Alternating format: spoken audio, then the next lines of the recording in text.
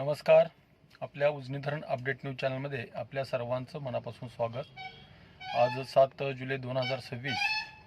आज सायंकाळी 6 वाजताची उजनी धरणाची काय स्थिती आहे, उजनी धरणात येणारा दौंडच्या विसर्गामध्ये किती वाढ किंवा घट झालेली आहे, त्याचबरोबर उजनी धरणाची टक्केवारी कितीने वाढलेली आहे याची आपण सविस्तर माहिती घेणार आहोत. आज सायंकाळी 6 वाजताची आकडेवारी बघितली तर उजनी धरणातला एकूण पाणीसाठा हा 59.07 TMC, तर उपयुक्त पाणीसाठा हा अद्यापही -4.59 TMC एवढापर्यंत आलेला आहे आणि टक्केवारी ही -8.57%, म्हणजे जवळपास गेल्या 2-3 दिवसामध्ये 20% पाणी उजनी धरणात आलेलं आहे, वाढलेलं आहे.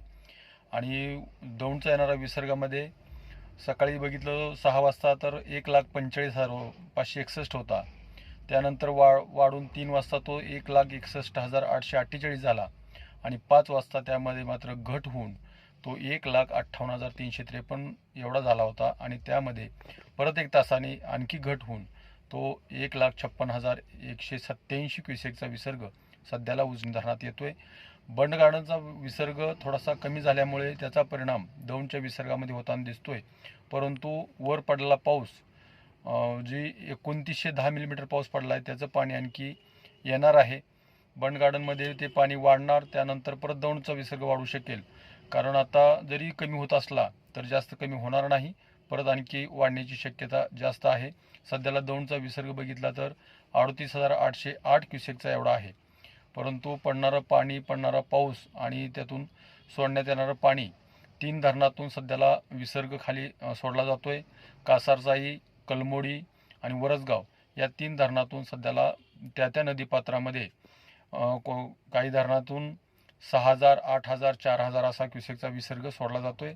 आता खडकवासला धरणाची परिस्थिती बऱ्यापैकी सुधारलेली आहे. सध्याला 60% वर खडकवासला धरण गेलेलं आहे, त्यामुळे ते 80% पुढे आल्यानंतर त्यातूनही विसर्ग सोडला जाईल. त्यातून मात्र मोठ्या प्रमाणात विसर्ग सोडला जाईल, पण नंतर मुळामोठा मार्गे आपल्या बंड गार्डनतून दौंडमध्ये ते पाणी येणारच आहे. त्यामुळं जरी विसर्ग कमी झाला असला तरी जास्त फरक पडणार नाही.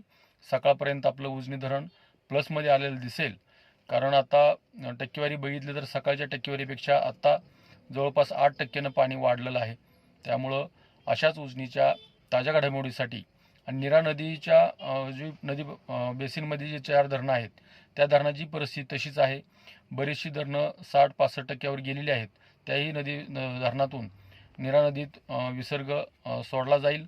त्यामुळं नंतर परत नीरा नदीतून नीरा नरसिंगपूर येथे पाणी आपल्या भीमेत येईल आणि कदाचित जे 17 जुलैला आषाढी वारीसाठी उजनीतून पाणी सोडण्याचं नियोजन केलेलं आहे ती सोडण्याची वेळ उजनी प्रशासनावर येईल असं मला वाटत नाही.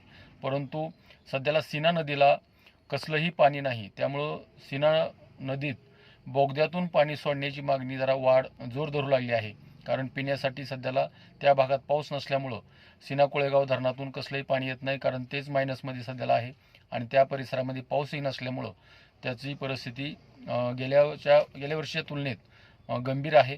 तर अशाच उजनीच्या ताज्या घडामोडीसाठी, ताज्या अपडेटसाठी आपल्या उजनी धरण अपडेट न्यूज चॅनलला लाईक करा, सबस्क्राईब करा, शेअर करा. उजनी धरण अपडेटसाठी बेंबळेहून सिद्धेश्वर शिंदे. धन्यवाद.